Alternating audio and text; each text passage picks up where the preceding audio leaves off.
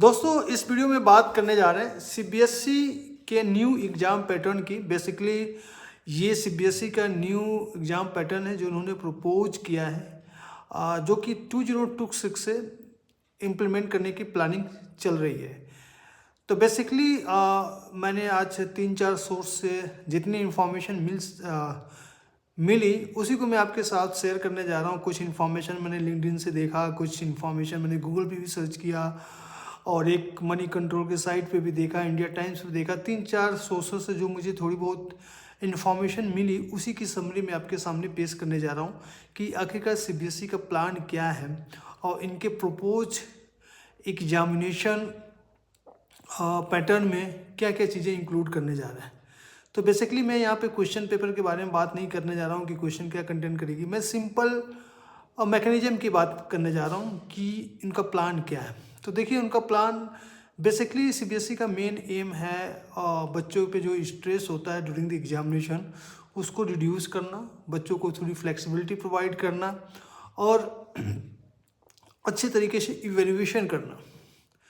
तो बेसिकली जो चेंजेज वो प्रपोज किया गया उसमें ये है कि अब जो दो बोर्ड के एग्जामिनेशन हैं वो 2 बार होंगे, एक फरवरी मार्च में होंगे, दूसरा मई जून में होगा। और स्टूडेंट सारे सब्जेक्ट वो फर्स्ट एग्ज़ाम में भी अटेम्प्ट कर सकता है या तो अपने सब्जेक्ट को डिवाइड कर सकता है। कुछ सब्जेक्ट वो फरवरी मार्च में दे सकता है, कुछ सब्जेक्ट वो मई जून में भी दे सकता है। और इसमें एक और फैसिलिटी है कि मान लीजिए किसी बच्चे ने सारे सब्जेक्ट को फर्स्ट एग्ज़ाम में अटेम्प्ट किया है, मीन्स फरवरी मार्च में, अगर उसको लगता है कि वो अपने मार्क्स को इम्प्रूव कर सकता है तो इस केस में वो स्टूडेंट सेकेंड एग्ज़ाम में भी अपीयर हो सकता है। दोनों एग्ज़ाम में जो भी मार्क्स हायर होंगे वही मार्क्स कंसिडर किए जाएंगे जब बच्चे का रिजल्ट प्रिपेयर किया जाएगा। तो इसमें एक कि बच्चे को एक फ्लेक्सिबिलिटी भी मिल रही है कि बच्चा 2 बार कोई भी एग्ज़ाम दे सकता है, जिस भी एग्ज़ाम में उसके मार्क्स हायर होंगे वही मार्क्स कंसिडर होंगे। समटाइम क्या होता है कि बच्चे डिससेटिस्फाइड होते हैं कि हाँ मेरा एग्ज़ाम अच्छा नहीं हुआ, तो उसके पास एक चांस है कि वो सेकेंड एग्ज़ाम को भी अटेम्प्ट कर सकता है। और जो फाइनल मार्कशीट बच्चे को दी जाएगी, जो मिलेगी, उस मार्कशीट में उसी मार्क्स को कंसिडर किया जाएगा जो मार्क्स हायर होंगे। ये होगी थ्योरी की बात। प्रैक्टिकल एग्ज़ाम में कंडीशन है कि प्रैक्टिकल एग्ज़ाम एक ही बार होगा, उसके 2 चांस नहीं मिलेंगे।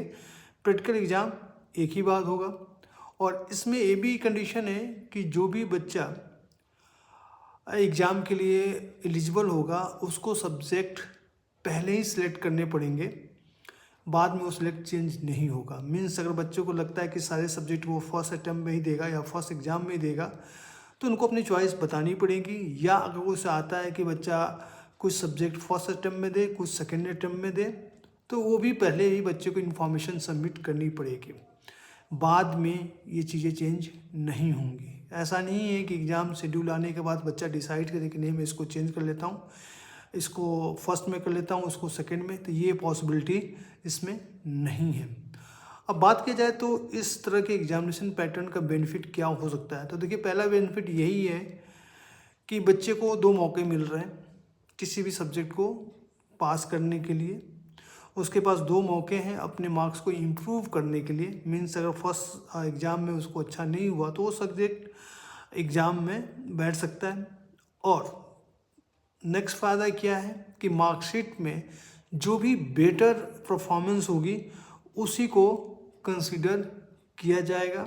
बच्चा थोड़ा स्ट्रेस फ्री भी हो सकता है।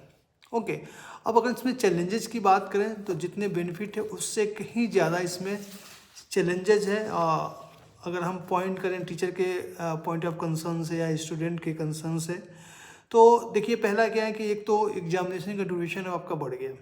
अब एग्जामिनेशन आपके फरवरी से लेकर जून तक चल रहे हैं, क्योंकि फर्स्ट एग्ज़ाम आपके फरवरी मार्च में, सेकेंड मई जून में होंगे। तो इससे एक तो ड्यूरेशन बढ़ गई एग्ज़ाम की। दूसरा, बच्चों को जो समर ब्रेक मिलते थे अप्रैल मई जून, वो कम हो गए, आपके बहुत शॉर्टेज हो गए, क्योंकि जो बच्चा 31 मार्च को फ्री हो जाता था अब वो मई के बाद फ्री होगा या जून के बाद फ्री होगा। इसलिए इनका समर वेकेशन भी चला गया।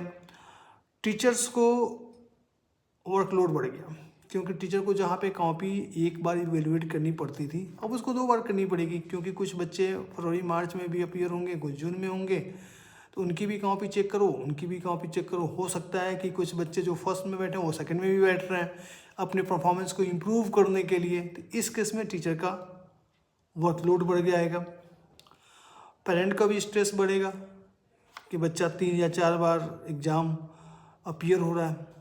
बच्चा जब किसी हायर क्लास में एडमिशन लेने जाएगा तो वहाँ भी इसको कन्फ्यूजन होगा कि जो उसने फर्स्ट अटेम्प्ट में मार्क्स स्कोर किए हैं वो कॉलेज कंसीडर करेगा या सेकंड वाला कंसीडर करेगा। तो ये भी इसकी क्लैरिटी अभी है नहीं, क्योंकि जब ये ड्राफ्ट गाइडलाइंस है, जब पूरी गाइडलाइंस आएगी तब पता चलेगा। और इसमें देखिए, जब बच्चे को 2 बार चांस मिलता है तो भी हो सकता है कि कंपटीशन के भी चांसेस बढ़ेंगे, कंपटीशन भी टफ होगा, क्योंकि जो बच्चा फर्स्ट अटेम्प्ट में 70% लाया है वो डेफिनेटली ट्राई करेगा कि सेकंड अटेम्प्ट में 80 to 90% आए। तो बहुत सारी चीज़ें हैं कि जिसको ध्यान में रखना पड़ेगा अगर सीबीएसई इसको इम्प्लीमेंट करने जा रही है तो, क्योंकि सीबीएसई देखिए 2026 से प्लान है, तो डेफिनेटली उसके पहले एक फाइनल गाइडलाइंस या फाइनल रूल्स एंड रेगुलेशन इसके रिगार्डिंग आएगा। जब वो आएगा फिर देखते हैं कि इसमें क्या क्या चेंजेस हो रहे हैं। बट अभी तक जो प्रपोज प्लान है सीबीएसई को, एनईपी को कैसे भी इसको इम्प्लीमेंट करना है, तो आप एनईपी में पढ़ेंगे तो वहाँ पर मेंशन किया गया है कि एग्जामिनेशन अब 1 साल में 2 बार होंगे। बट अभी देखा जाए तो बहुत सारे स्कूल ने अभी इस पर ध्यान नहीं दिया, बट डेफिनेटली 2026 से सीबीएसई के एग्ज़ाम पैटर्न में बहुत सारी चीज़ें चेंज होने जा रही है। So thank you for watching this, thank you.